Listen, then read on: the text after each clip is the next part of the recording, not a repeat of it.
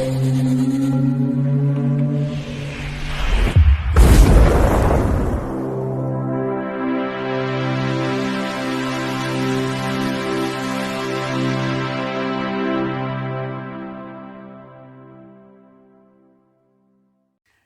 Bayek, it's me Ian, and in today's video we're continuing, of course, with our look at the Carry On films.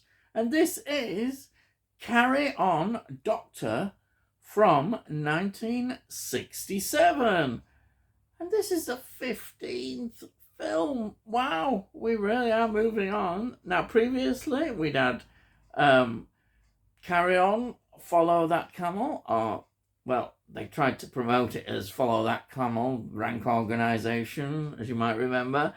And then after this, we have got Carry On Up the Khyber. That's going to be 1968. So, Rank changed their mind. I think there was a lot of pressure, and they said, okay, Carry On Doctor, right? And so we got the Carry On title back. I think there was a feeling that this could well be the last Carry On film. Yeah, I know. You can't believe that, especially after the success. But yet there's a feeling when those titles come on, you feel that there's something really good going to happen in this film. I don't know, maybe it's just me feeling, because I think the last film was disappointing in some areas. It's a good film, but it's not. There's something not quite there, and I think, unfortunately, it promised more than it actually gave. I think in many ways. Now we've got this brilliant. It's like a tribute in many ways to Carry On Nurse, the 1959 film. But good news was it wasn't to be that. Even Kenneth Williams, in his autobiography, had written about this, believing this could be the very last one. Yes. Wow. So, let's get down to business, as I say, Mike. It's 94 minutes long. Rotten Tomatoes, well, they give it quite a good one. And the British public obviously agreed, because they came out and this did really well. 69% on Rotten Tomatoes. Yes, this is, I think, the British public really took to this. They really loved this film. This, to them, was what they wanted from the Carry On films. It was everything they loved about them. So, it's written by Talbot Rothwell. Again, brilliant script. His scripts just keep getting better. The way he just puts the jokes there, the double entendres, the names, everything, as well as the sort of slapstick stuff as well. It's all put into the scripts brilliantly. Yeah, fantastic. Then we've got, it's produced as usual by Peter Rogers. These are all experts at doing it. And of course directed by Gerald Thomas. So the team is always there. So what is the big news on this? They always seem to have had this idea that we'll have to bring in a star leading role. And we've got here this time Frankie Howerd. Yes, Frankie Howerd plays, I love this name, Francis Bigger. But Frankie Howerd, you can see the difference he already makes to this film. He really makes this film so funny. Just by him being there as well, you feel he's really into the role. He's not just doing it. He was a comedian, and also he was in acting as well. He was cost famous with the Up Pompeii, and he did the 3 films Up Pompeii, 1971. He did Up the Chastity Belt, 1971, and Up the Front in 1972. Those were sort of same sort of character linked together, but he's also successful on TV. Also, just as a comedian, and he had an on and off career right up to his death. Yeah, he was well known, and to this film, he just brings something, I think, special which we'd lacked with Phil Silvers. You didn't feel that with Phil Silvers in the previous one. This one is like it's a great return, to I'll say a return to form in many ways. It just really feels like that. So what a great casting here of Frankie Howerd. Wonderful. Then we've got the usuals. Kenneth Williams playing Dr. Tinkle. The name is just so funny as well. And we've got the return of Sid James. Yeah, Sid James is interesting. He pops up, then he disappears for a film. He wasn't in the previous one, but he's back as Charles Roper. And he's Sid, isn't he? He's just Sidney James, wonderful. Then we've got, as usual, Charles Autry as batty as ever as Mr. Baron. And we've got the now ever-increasing reliable Jim Dale, and he's so funny as well, as Dr. Kilmore. I love the name Kilmore. Do you remember Dr. Kildare? I'm just thinking, great name. Then there's Peter Butterworth, not maybe quite as big role in this film, but he's still so funny. He's Mr. Smith. Bernard Breslow, he's back as well. He plays Ken Little, and he's ever so funny in this. It's just a great role. And then we have got, yes, I'll say it, Atty Jakes. She's back. Do you know, I didn't realise, but it's 4 years it was, the gap. She was last in Carry On Cabby. And she's here as the matron. Yes, those old matron jokes. It's Hattie Jakes. Yeah, she's back. And wow, I love Hattie Jakes as well. And then, this is interesting, we've got Barbara Windsor. You're thinking, Barbara Windsor? Yeah, the Barbara Windsor. Sometimes I think people think she was in it a lot more in this sort of earlier period. And this is building up, I suppose, to the Carry On campaign. Yes, it's getting nearer. But here she is. She hadn't been in it since Carry On Spying, which was 3 years earlier. So there we are. She's plays a nurse, same kind of character. It's not the major role, I would say, but it's enough. She's playing her usual character, as we know, Barbara Windsor. Yeah, she's there. And then, of course, my favourite always, but I think she's in a bit less, but she's ever so funny. It's Joan Sims as Chloe Gibson. She plays the wife.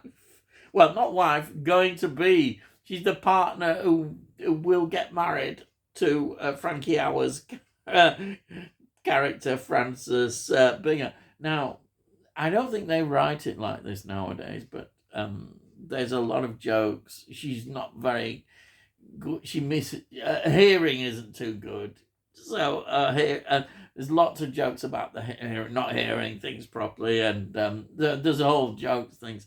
I don't think they would do that nowadays, but it is so funny. It really is. The way they deliver the lines and her performance, I just love Joan Sims is wonderful. Then we've got Anita Harris returning as nursemaid. She only made 2 appearances, and this is her final one. Yes, and she's good as well. Excellent. Then we've got, you think, it's him again. Yeah, Peter Gilmore. Never in a massive role, but he's here again. Peter Gilmore as Henry. He's just one of these mad sort of side characters that you get in. He's one of the ambulance crew. Very silly. Then you've got another. There's loads of little, very small roles that you see and think, I've seen that person before. Well, one that really stuck out for me was Derek Guyler. Well, he was the surgeon Hardcastle right at the beginning. And he, of course, was famous for Police and Sykes. And Sykes, as we know, is what Hattie Jakes starred in with Eric Sykes from 1972 to 1979. But also, I say in Please Sir, he was well known. That was from 1968 to 1972. But there he was. And then just one more note. You hear this narration and you know it's only one person. It's Patrick Allen again as a narrator. He's actually uncredited on the thing, but it's him. It's Patrick Allen. Who else? It would be him. Um, Now, it was filmed, as usual, at Pinewood Studios. Then at Maidenhead Town Hall, which had doubled for the hospital. We had a Masonic Hall in Uxbridge. And there's a Westbourne Street in London, WC2. So there's the location. Usually it all mixes in well. Fantastic. Really love it. So it's, as I say, it's another hospital-based story, which is really a tribute to Carry On Nurse. You've got all the usual mixture of characters and patients within there. And it's funny. It really is from the moment you see it, It just all beautifully put together. And you could say that Jim Dale plays Dr. Kilmore. He's the hero, if you want to say it. But he keeps getting into all sorts of things, slapstick and things. And you could say that Kenneth Williams plays Dr. Kilmore. And he's a baddie, if you want to put him like that. He's the one that's... Yes, he's not... He's the one that is really upsetting people, really. He's not very good. Really, yes, they turn him. And as I say, Jim Dale's character seems getting the blame for things that are going wrong. Yes, it's all wonderful, but it all fits together so well, all the characters. And Barbara Windsor playing the new nurse as Misunderstandings. And I think Anita Harris as Nurse Clark is great as well. Everything about the film, just, you get the visitors as well. Everything comes together beautifully, and they're all so funny. And honestly, for 94 minutes, it just sails by. You just can't stop laughing. And that's the great thing about it, because, as I said, the script is great. The slapstick comedy is so well choreographed. It's so funny. It's brilliant, and I'm absolutely loving this. And of course, this formula is successful, and we're going to get more hospital. And there's another Carry On. Again, Doctor One, and of course we've got Carry On Matron. So there's more to come of these medical things. I think for some reason it's very appealing, and the cinema goers loved it, absolutely loved it.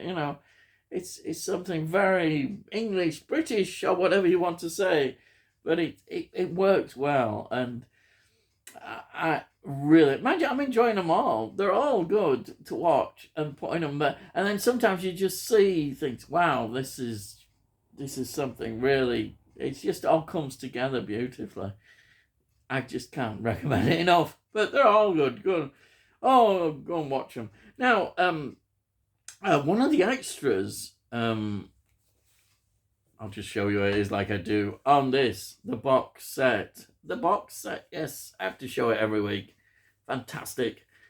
Highly recommended. Well, one of the extras on here is another episode of Carry On Laughing, which is The Baron Outlook. And it's one of these medieval with knights and fighting and all that kind of stuff. And it's funny. It's funny. They're very short, but there is like this series, Carry On Laughing. Excellent. So, that's it. I think that's my review of Carry On Doctor from 1967. Yes. Well, if you're new to the channel, please subscribe and have a look at what else I do. I've got these series running like this one, but I do lots of other things of films and TV series. My channel has a lot of horror and sci-fi. But we're changing as well. We're looking. I love films, and we're doing all that. We'll keep all that as well, but we do other films as well, and so we're doing this series as well. You just love films and just love all these things, then why not? Indeed. And if you've got any comments, please put some comments down and give it a like as well. I love to read your comments, and by liking it gets into all algorithms and all that kind of stuff, which it's hopefully people then might actually watch these videos and see them. I don't know, but anyhow, it all costs notes, so You can't say fairer than that, can they? Hey, by it, you can't. So, all I've got to say is, I'll see thee again.